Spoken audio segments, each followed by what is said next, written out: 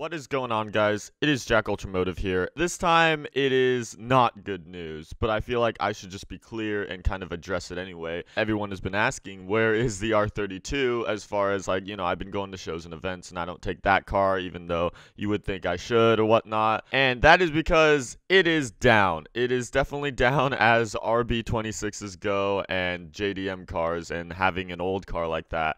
Something internally has, faulted, and the main incident all happened probably about a month ago, whatever. I've kind of kept this for a while now, just because we've been trying to work out ways to, what to take on with this car and how to go about all these issues and stuff. And I didn't really want to start making content when we're in the middle of figuring things out, resolving it. So now we kind of have everything aligned and set to build back up this car and stuff. So now I figured I might as well dive into the story, let you guys know where we're at currently, and then we could go up from here. But basically, this all started on a Friday evening about a month ago.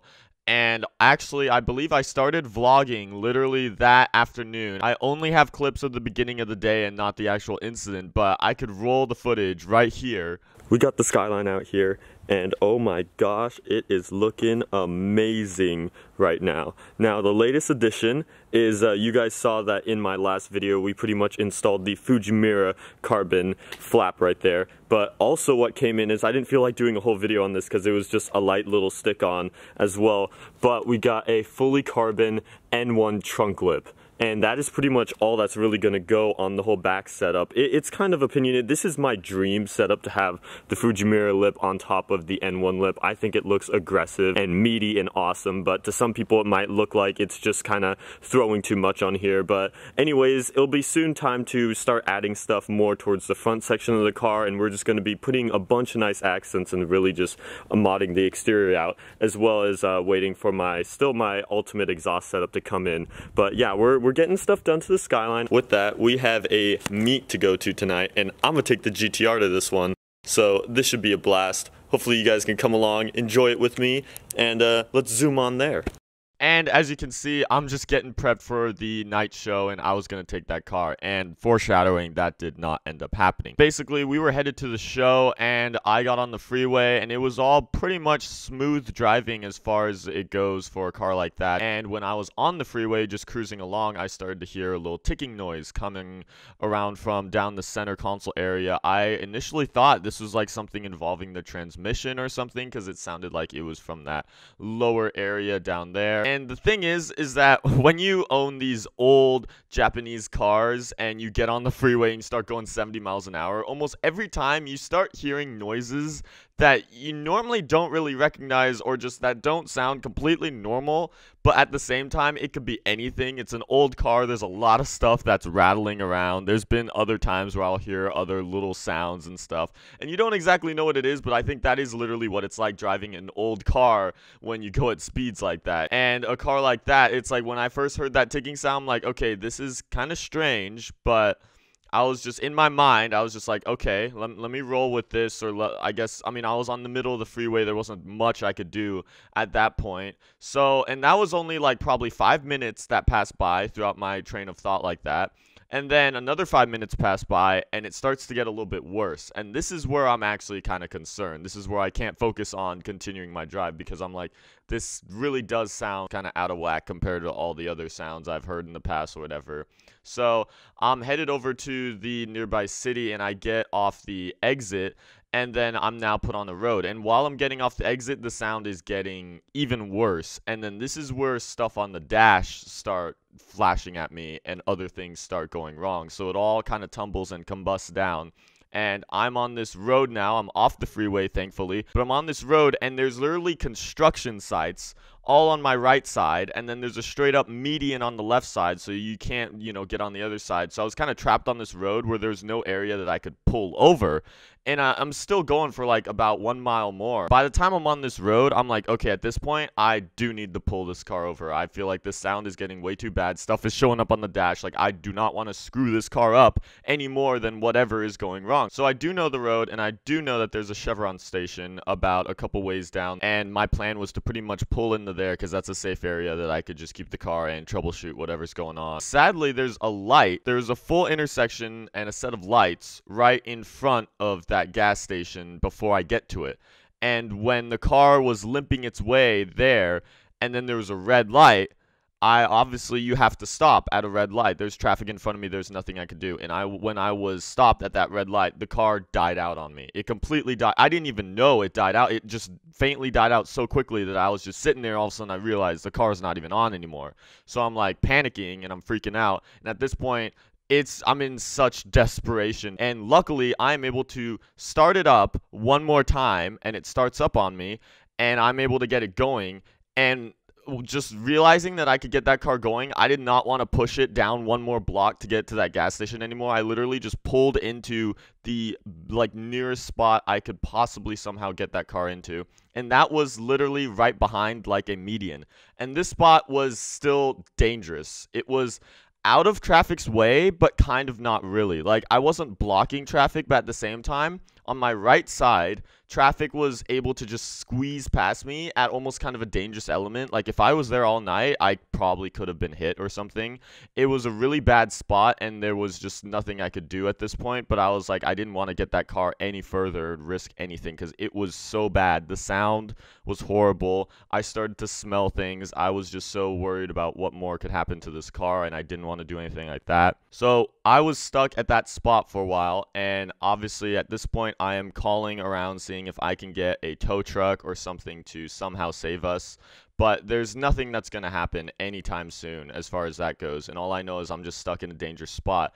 And obviously, I can't push that car. It was already on a slight hill. There was no way I could put the nearest place. I was literally trapped on like an island because the nearest place I could push that car was just such a road down. And there's nothing I could do myself and block traffic. And there's traffic going by at a constant rate. There's no area of freedom. And basically, here is the spot right here on the screen. You can see, and that is, I was able to get a lucky shot of it. So I was in a place of desperation, and I was sitting in the car calling, and I look over to the right, and I notice a familiar face who happens to be driving by at the time, and that was Mitch Dorr, who's a local YouTube guy. He's been in some of my cruises and stuff. He drives the red Evo. He was driving his Celica at the time. He waved or whatever, and I thought that he was just gonna go and just probably head out. But he actually drove down the street and then he pulled over. And this guy, you know, he got out and he was able to help me in my situation. And he's a pretty freaking big guy, thankfully. I happen to have like one of the biggest guys in town come and help us out. And with that, we were able to push the car, hold up traffic, and we pushed the car down along the median, down the street a ways to a different spot in the median. But this spot wasn't blocking any traffic whatsoever, and there was no way anything could really hit us. We were sort of safe in the middle, and this was a lot of a better spot. So I was able to at least relax there while still being in a mode of crisis. I just at least wasn't in a dangerous location anymore. Later on, finally, my dad was able to come in. And he brought a tow strap with our SUV, and he basically, what we ended up doing was we just pulled my car way out of the median area, way away from that road, down the street to a business park. Now, that is the story, and to update on everything, where is the car right now? The car is sitting at our house. We got it back to our house because we couldn't do anything quick of a matter of troubleshooting, and that's just the best place for it to be right now. And obviously, what is the sound? What went wrong? And what we believe is that it's some sort of bearing or something that went wrong, some sort of bearing, and we know that it's in the lower portion of the engine because we ran compression tests and the whole upper block seemed to perform fine as far as that goes, but we definitely know it's probably something in the lower area of the engine.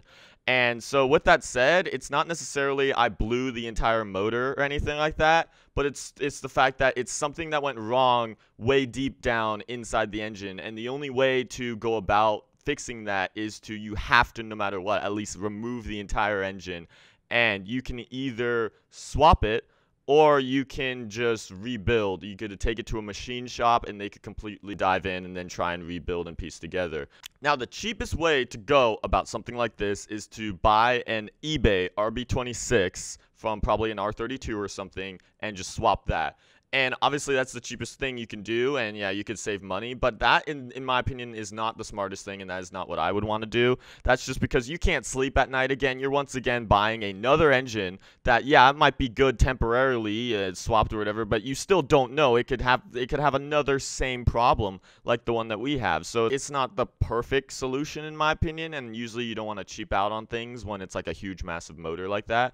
And then rebuilding it and working with what we have on the current engine, that would take a huge amount of time, because for them to take it to the machine shop and everything, the car would probably be gone for even months more and all that, and probably be into the summer or whatever. You guys probably wouldn't see that car forever.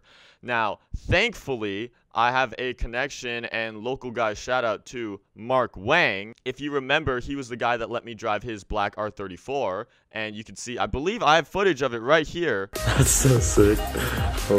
But basically, he has an RB26 that has around 16 to 20,000 miles on it, which is really low, obviously.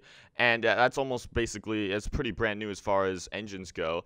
And I'm not going to say where it's from yet. I'm going to probably say that in another video in the future. And pretty much we're going to swap that with the one that I have right now. That's obviously something is wrong internally with it. And obviously I'm not going to be recording it myself. We're going to be doing it down at the shop, because you know, you could say what you want on doing stuff yourself, modding, but I don't think a 18-year-old kid should be doing a complete RB26 engine swap on a car.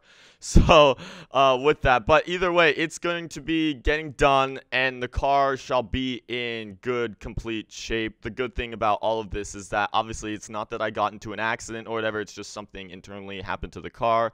And even Mark was telling me, it's like, it's just a part of the Skyline ownership. It's kind of bound to happen. And I guess that's another message I want to convey to you guys, is just, you know, if you're going to buy an old JDM car or something, that, you know, be aware that you might want to have extra money in your pockets in case an event like this happens. Otherwise, you would be toast if something just happened to go wrong, because it is very likely that that can happen. But I pretty much want to end this off with, I'm definitely going to highlight and try and capture as much footage of this process as I can, and try and do a lot more R32 GT-R content, because I feel like this puts us in a perfect kind of phase 2 rebuild series phase for this car, where we could build up from where it's its worst status right now, just sitting broken in my garage, to get this thing up and running. Because I have a fat deck of mods that are coming for this car. Almost all of them are actually arrived and are just ready to go on, and we just need to get the car running again and get them all going. And this car will be I'm going to try and make it a full-on show car for the summer, and take it to all the local events, film vlogs, do some fun stuff with it. So hopefully you guys can take those words and get on the hype train for, I guess, the rebuild series of my R32 GT-R, and, you know, build this thing up. But with that, hopefully you guys are all updated on that status of the car. Yes, it's sadly down, but we will be back up and running as soon as we can. We're in the process right now, and I'm going to have videos to come. This will be JackUltraMotive, signing it off.